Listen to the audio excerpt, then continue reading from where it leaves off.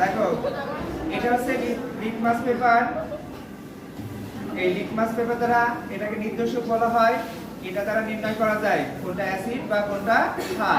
এই লিটমাস পেপারকে যদি আমরা ক্ষারের মধ্যে দিই তাহলে লাল বর্ণ থেকে নীল বর্ণ ধারণ করে, আর যদি এটাকে আমরা অ্যাসিডের মধ্যে দিই তাহলে লিটমাস পেপার লাল বর্ণ ধারণ করবে। আমরা এবার একটু দেখব পরীক্ষা করে। তাহলে লিটমাস পেপারটা এর মধ্যে কি রাখা আছে? ক্ষার, সোডিয়াম হাইড্রোক্সাইড যে একটা ক্ষার, তার মধ্যে আমরা এটা দিয়ে দেখব বর্ণের পরিবর্তন হয় কি না।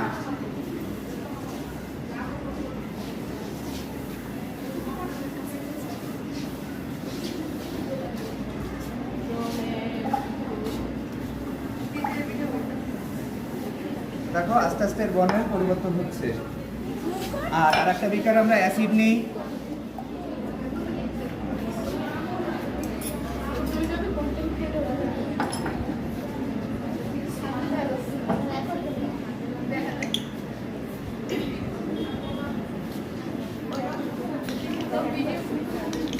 হাইড্রোক্লোরিক অ্যাসিড, এটা প্রথমে আমরা একটা বিকারে নিব খুব সাবধানতার সাহায্যে।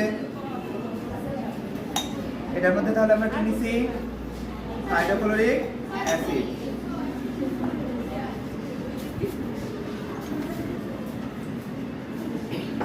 এবার দেখো অ্যাসিডের মধ্যে আমরা একটু লিটমাস পেপার যোগ করব। পরিবর্তন হয়েছে? দেখো দেয়ামাত্র কালার কি হয়ে গেছে? লাল হয়ে গেছে। তার মানে আমরা বলতে পারি এটা অ্যাসিড। অ্যাসিডের মধ্যে লিটমাস পেপারের বর্ণ কোন বর্ণ ধারণ করে? লাল বর্ণ ধারণ করে। আর একটা দিয়ে দেখি, হয়ে গেছে লাল। দেখো সাথে সাথে লাল হয়ে গেছে। তোমরা একটু হাতে নিয়ে দেখতে পারো, গন্ধ শোকা যাবে না, কারণ অ্যাসিড হচ্ছে ক্ষয়কারী পদার্থ। দেখছো যতগুলো আমরা দিই লাল হয়ে গেছে। এবার আমরা আরো কিছু দেখবো।